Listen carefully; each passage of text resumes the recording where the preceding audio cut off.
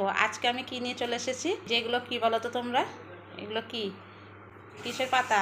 আমি তো চিনি খারকন পাতা, অনেকে বলে ঘ্যাটকোল পাতা, অনেকে বলে ঘ্যাটের পাতা, আমরা বলি খারকন পাতা। দেখো এই এই খারকন পাতাটা আমি নিয়ে এসেছি।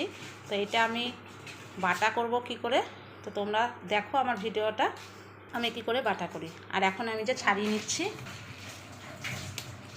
যখন এমনি পাতাগুলো আস্তে আস্তে ছাড়িয়ে নিচ্ছি,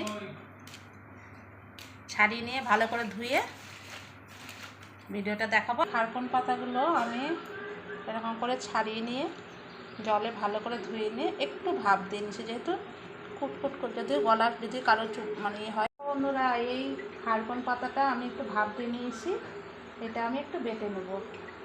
আর এইখানে যে কাঁচা লঙ্কা, আমরা একটু ঝাল বেশি খাই, তার জন্য একটু ঝালটা দিলাম। আর এইটাতে একটু ঝাল না হলে ভালো লাগে না বাটাটা। আমি এই রসুনটা একটু নেব।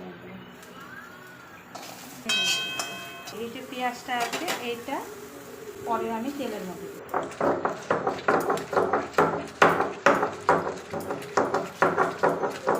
এই যে, আর এই রসুনটা কাঁচা লঙ্কাটাও বেটে নেব আমি।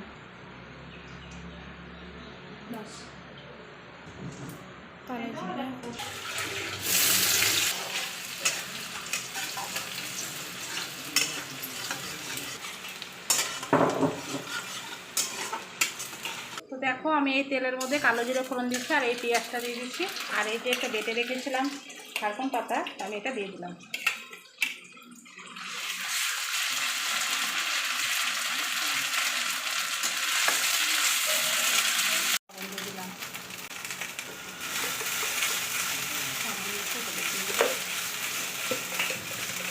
দেওয়ার জন্য।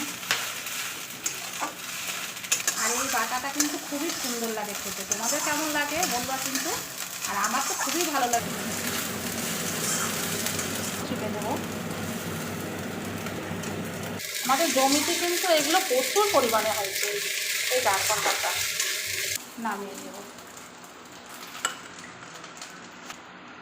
তো আমাদের দেখো এই খারকন পাতা বাটাটা হয়ে গেছে। দেখো এটা দিয়ে গরম গরম ভাতের সাথে যে দারুণ লাগবে না খেতে।